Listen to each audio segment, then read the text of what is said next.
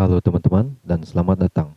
Di video kali ini saya akan membahas cara mengisi data riwayat keluarga, terutama pada bagian orang tua, untuk orang tua kita yang sudah lama meninggal di MySAPK, serta bagaimana caranya untuk membuat riwayat keluarga menjadi hijau. Tapi sebelum lanjut, bagi teman-teman yang baru berkunjung ke channel ini, mohon bantuannya untuk mengklik tombol subscribe dan tekan tombol lonceng, agar channel ini bisa semakin berkembang. Terima kasih.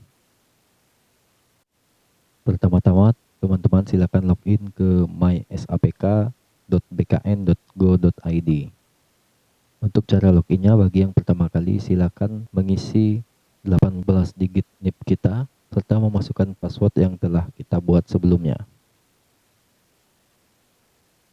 Nah, di bagian bawah password ini ada kotak kecil yang mengatakan ingatkan saya. Bagi teman-teman yang login di laptop pribadinya dapat dicentang, kemudian klik login.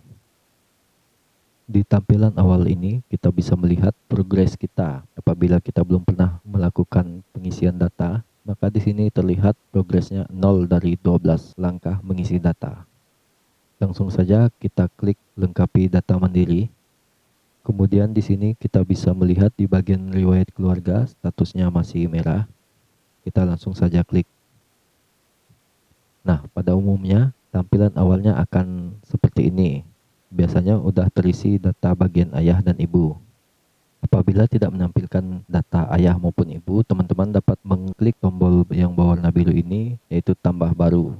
Nah, perlu diketahui juga untuk riwayat keluarga di sini dibagi menjadi 3 sub ya, teman-teman. Untuk yang pertama, data orang tua, kemudian di sebelahnya data pasangan, dan yang ketiga data anak. Untuk mengisi riwayat pasangan dan data anak, tentunya kita bisa melihat di kartu keluarga kita dan akte kelahiran anak. Lain halnya dengan riwayat orang tua, misalkan orang tua kita sudah lama meninggal, tentunya akan sulit untuk menemukan data orang tua kita. Adapun yang tertera di kakak kita hanya mengetahui data nama orang tua kita. Sementara untuk mengisi riwayat orang tua, kita memerlukan data tanggal lahir dan tanggal meninggal orang tua, serta nomor induk kependudukan mereka. Sementara apabila teman-teman sudah membaca di dalam panduan pedoman mengisi MySAPK, di sana teman-teman bisa melihat tidak dijelaskan secara mendetail terkait dengan kasus ini. Di sana hanya menjelaskan prosedur dan berkas apa-apa saja yang harus diupload.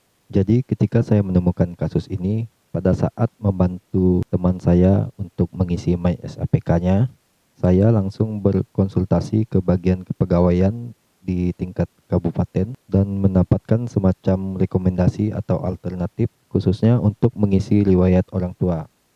Jadi pertama-tama, sebelum mengisi riwayat orang tua pada aplikasi MySAPK ini, ada baiknya teman-teman berkoordinasi ke Dinas Dukcapil yang mungkin masih ada arsip data orang tua kita. Apabila tidak ada, maka alternatif keduanya, teman-teman dapat bertanya ke pihak desa atau keluarga terdekat orang tua kita. Dan apabila masih tidak ditemukan juga, maka alternatif ketiga atau terakhir yang dapat kita lakukan yaitu dengan metode perkiraan. Karena yang penting kita bisa membuat data riwayat keluarga menjadi hijau. Namun tidak semua data dapat kita isi dengan menggunakan metode perkiraan. Maka dari itu, silakan ikuti terus video ini. Nah, apabila sudah ada data ayah dan ibu, teman-teman dapat langsung mengklik titik 3 di bagian kanan ini. Untuk bagian pertama yaitu status pekerjaan orang tua. Di sini pilihannya ada 2, yang pertama bukan PNS dan yang kedua PNS. Untuk status PNS ini dalam artian orang tuanya yang masih PNS aktif. Apabila orang tuanya sudah pensiun atau sudah meninggal, maka teman-teman dapat mengklik bukan PNS. Meskipun kita menggunakan metode perkiraan untuk mengisi daftar riwayat orang tua, di sini kita tidak bisa sembarangan mengisi ya teman-teman. Karena apabila sembarangan, kita tidak bisa mengklik tombol lanjut dan tampilannya akan merah seperti ini. Untuk nama bisa kita lihat di kartu keluarga kita dan namanya harus sesuai dengan kartu keluarga. Nah, kemudian untuk tanggal lahir, apabila teman-teman tidak menemukan data tanggal lahir atau mungkin sudah lupa tanggal lahir, teman-teman dapat mengira-ngira tanggal lahir orang tua. Kemudian jenis dokumen kita pilih KTP atau KIA. Untuk nomor dokumennya yang tidak diketahui, kita bisa mengisi dengan 0. Kemudian alamat kita sesuaikan, nomor HP kita hapus atau kita kosongkan, nomor telepon kita kosongkan, untuk email kita kosongkan, untuk jenis kelamin kita sesuaikan, agama kita sesuaikan. Untuk status hidup di sini kebetulan status ayah dari teman saya hidup, kemudian yang meninggal itu istrinya, maka kita dapat klik status hidup dan status pernikahannya cerai mati.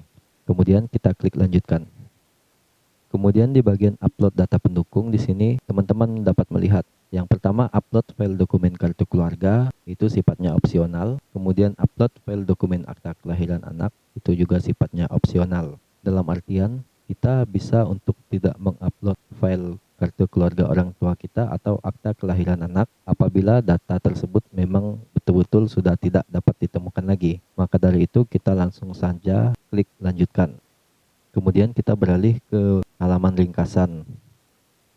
Dan untuk di bagian bawah, di sini ada kotak kecil, teman-teman silakan klik kemudian kirim. Setelah itu teman-teman dapat kembali ke daftar riwayat. Kita buka lagi riwayat keluarga. Kemudian di bagian data ibu, kita klik titik 3 yang ada di sebelah kanan. Kemudian kita klik ubah data. Nah, di sini pada umumnya data ayah dan data ibu cara pengisiannya sama. Hanya saja di sini saya akan mencontohkan untuk data ibu yang sudah meninggal. Pertama-tama nama kita cek kembali sesuaikan dengan kakak. Kemudian tanggal lahir kita dapat memperkirakan. Lanjut ke jenis dokumen kita gunakan KTP atau KIA. Kemudian nomor dokumen kita ketik 0, alamat kita sesuaikan, nomor HP bisa kita hapus, nomor telepon kita hapus, dan email bisa kita hapus. Jenis kelamin kita sesuaikan, agama bisa kita sesuaikan. Kemudian status hidup. Status hidup di sini kita klik meninggal.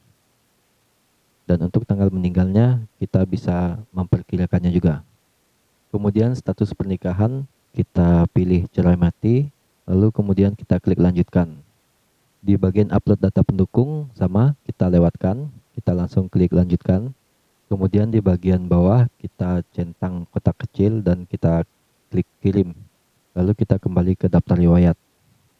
Kita masuk lagi ke riwayat keluarga. Untuk di bagian orang tua, di samping tombol tambah baru tadi, di sini ada tombol data riwayat keluarga atau orang tua sudah sesuai. Teman-teman sekarang sudah bisa mengklik data riwayat keluarga atau orang tua sudah sesuai. Di bagian konfirmasi kita klik iya. Nah, pada tahap ini teman-teman mungkin kebanyakan berpikir data kita sudah selesai dimasukkan dan data kita sudah klik sesuai. Akan tetapi kenapa di bagian riwayat keluarga ini masih merah atau statusnya belum selesai? Rahasianya ada di sini ya teman-teman, yaitu pada bagian pasangan dan bagian anak. Seperti yang saya sampaikan tadi, untuk riwayat keluarga ini dibagi menjadi 3 subbagian, yaitu orang tua, pasangan, dan anak. Nah, apabila kita hanya mengklik data riwayat keluarga sudah sesuai pada bagian orang tua, maka belum bisa dikatakan selesai, teman-teman. Kita juga harus mengklik data sudah sesuai di bagian pasangan dan bagian anak. Tentunya apabila kita sudah selesai menginput atau mengupload data pasangan seperti akte nikah, kemudian kita juga diharuskan mengupload data anak, yaitu berupa akta kelahiran anak. Apabila teman-teman sudah melengkapi data pasangan dan data anak, teman-teman dapat mengklik data riwayat sudah sesuai, kemudian kita dapat kembali ke halaman pemutakhiran data mandiri. Nah, di sini baru bisa kita katakan selesai ya teman-teman, karena tadi kita sudah mengklik sesuai pada 3 subbagian untuk data riwayat keluarga. Oke, demikian video yang dapat saya sampaikan. Semoga bermanfaat bagi teman-teman. Sampai jumpa dan terima kasih.